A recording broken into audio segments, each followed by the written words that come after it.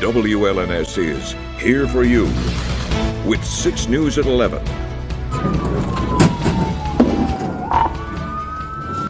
Jackson police released shocking dash cam footage today of a deadly police chase involving gunfire and pipe bombs. It's our top story at 11. Thank you for joining us. I'm Siobhan Klepfer. And I'm Sherry Jones. The chase back on November 6th began around 4:30 in the afternoon. Jackson police and Jackson County Sheriff's deputies tried to pull over 31-year-old Jacob Hikes, who was wanted in Lenawee County, accused of shooting his brother. And this led to a chase, and Hikes opened fire.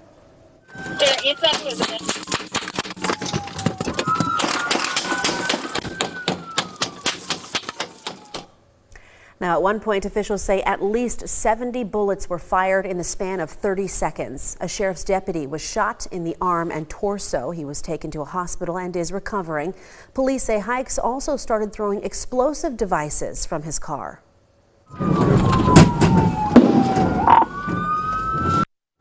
Several homes and cars were hit with gunfire during the chase, but thankfully no bystanders were injured. Law enforcement was eventually able to stop Hikes, which led to a shootout.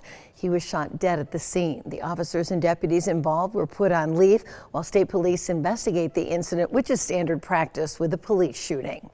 The Jackson County Sheriff's Office is also on the lookout tonight for the person responsible for a deadly hit-and-run crash over the weekend. And the victim's family is hoping anyone who can provide answers will come forward. Deputies were called out shortly before 4 o'clock Saturday morning for a man found unresponsive on the side of the road near the intersection of South Street and Helena Avenue in Summit Township. That man, Brent Walker, was dead at the scene. Investigators say the vehicle that hit him probably has front end damage. Brent's family is devastated and hopes someone will be able to shed light on what happened. Whoever did it just needs to come forward, or if somebody knows something, Brent needs justice. He didn't deserve to go out like that.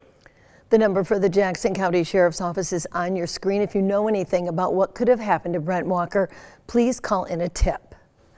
Well, some tense moments while police responded to the airport in Mason today. That's right. A small plane had flipped over and landed upside down. The Mason Jewett Airport is located southeast of the city of Mason, is operated by the Capital Region Airport Authority. Lansing Community College's Aviation Technology and Maintenance Program is located there. The authority tells 6 News around 3:30 this afternoon, a Cessna with 2 people on board tipped over during landing. Nobody was hurt and the plane was eventually righted, but the airport had to close for about 2.5 hours as a result. Turning now to politics, we are in the middle of the lame duck session, and Democratic state lawmakers are working to pass bills before Republicans take control of the state house in January. And today, several of the state's black lawmakers held an event in Detroit saying not enough is being done. As Al Myers reports, they say they feel betrayed by the current legislature. Keep it real. Keep it real. Pass the bill. Pass the bill. Keep it real. Keep it real. Pass the bill. Pass the bill. Black lawmakers and advocates gathered in downtown Detroit on Monday to urge lawmakers in Lansing to get to work during the lame duck session. That means committee hearings. That means getting, putting bills up for a vote. Just having opportunity for the black agenda to be heard. McKinney tells me there are upwards of 40 bill packages that could see movement before power shifts on Capitol Avenue, but haven't yet. We need Republicans to come on board too. So this is a everybody issue. We need everybody to show up to work on both sides, and it's not partisan, to be honest with you. We got to get this thing done, and we have to do the right thing. It's bills like reforms for auto no fault, second look legislation, bills on maternal health, and improvements to the price of auto insurance, just to name a few, that organizer Sherry Gay Dagnogo tells me haven't seen any movement. I can't say why that is. Maybe the governor can speak to why that is. Maybe Joe Tate can speak to why that is. But it's unacceptable, whatever the reason is. Michigan Speaker of the House Joe Tate pushed back against the claims that bills haven't moved as quickly during this legislative session. When you look at the total volume of impactful legislation, I will stand this legislative session up against any other previous legislative sessions, just to talk about the direct impact that it's had on people's lives. I reached out to Republican leadership in the House for comment, but didn't hear back. The new legislative session is expected to begin on January 2nd next year. For now, reporting in downtown Detroit, I'm Elle Myers, CBS News, Detroit. Thanksgiving is Thursday, and while many people are busy planning big holiday meals and parties, you might want to start planning how you will get around as well. And that's because the Capital Area Transportation Authority will close down its regular service on Thursday. Only limited holiday service will be available from 8 a.m. to 4 p.m. for people who have pre-reserved trips. The SpecTran office will be open from 8 but only to help schedule trips for Friday or later. From Storm Tracker 6, this is Weather First, sponsored by Auto Owners Insurance. Simple human sense. Cold weather and snow will be the weather theme over the next week plus as some really chilly air starts to move in. Busy travel time as well. You look at the snow potential over the next 9 days. Well, you can see the areas in red along the lake shore. This is all going to be lake effect. It's not like there's one storm system coming. This will be spread out over 9 days, hit and miss lake effect snow showers. Obviously more prominent right along the lake shore and the snowbelt zones. And those areas could see in excess of 6 to 10 inches of snow or more in spots. Here in mid-Michigan, the light shading of green or yellow, an inch or 2, maybe 3 if we get some lake effect bands to set up just right. So it's not a huge snow for us, but it is kind of early in the season to get this prolonged cold and every day a chance for some snow showers. When you look at the odds of seeing at least 6 inches, obviously the UP pretty much a lock, 6 to 10, 12, 13, 14 inches of snow or more.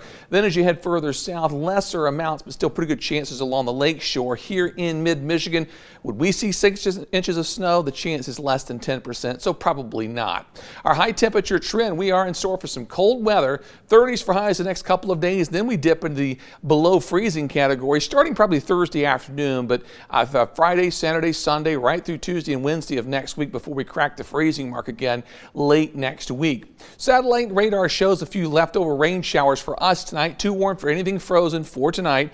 Temperatures currently are sitting in the low to the mid 40s after highs today in the upper 40s. You can see that low cloud deck on the McLaren cam. Temperatures at 43 degrees. Today's high was 48 and less than 1/10 of an inch precipitation today.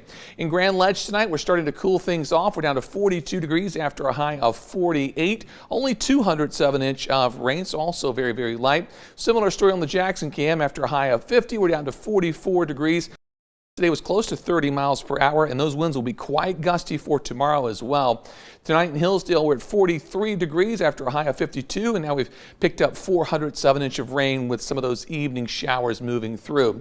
Precision cast through tomorrow morning. Cold front exits the area. We'll get some sunshine tomorrow, but it's going to be very windy in the afternoon and temperatures in the 30s, so wind chills probably low to the mid 20s. It'll be bundle up weather for sure.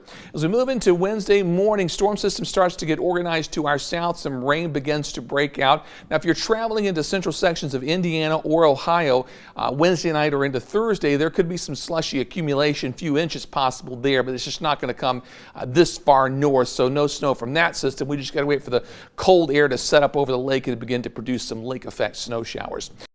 Forecast, look for a low down to 32 degrees with showers moving out. Then for tomorrow, we'll get some afternoon sunshine. Temperatures will only climb to the upper 30s, so be prepared for some cold wind chills tomorrow. The 6-day forecast throughout the rest of the week, snow showers. Temperatures getting cold, highs in the low 30s, upper 20s Friday and Saturday and Sunday, with a decent chance of at least some snow showers making it inland. Next week, we'll warm things up just a little bit. Some snow showers next Wednesday, and then we're back in the mid 30s for highs next Thursday, Friday, and Saturday. We are not ready for this. Oh, you guys got those sleds ready, the snow shovels ready. You ready for winter? Snowshoes, yes. Snowshoes. Snowball fights. Snowball fights. Okay. Snowmen. Snowmen. Snow people. Snow people. I'm ready for the sledding myself. Yeah, same. Good. Well, thank you, David. Well, the holidays are here, and so is the snow. And 6 News is holding an annual tradition, and we need your help. Yes, we want to recognize remarkable women here in Mid-Michigan who are making a difference for their families and for the Mid-Michigan community. So to make a submission, all you have to do is click on the Remarkable Women section of our website, WLNS.com, and tell us all about the woman in your life. We will pick 4 women and profile them during Women's History Month in March. You have until December 20th to nominate someone. Well, Special Counsel Jack Smith has moved to dismiss the federal criminal case against Donald Trump now that he is the president-elect. We'll have the latest next. Thanks for watching 6 News at 11.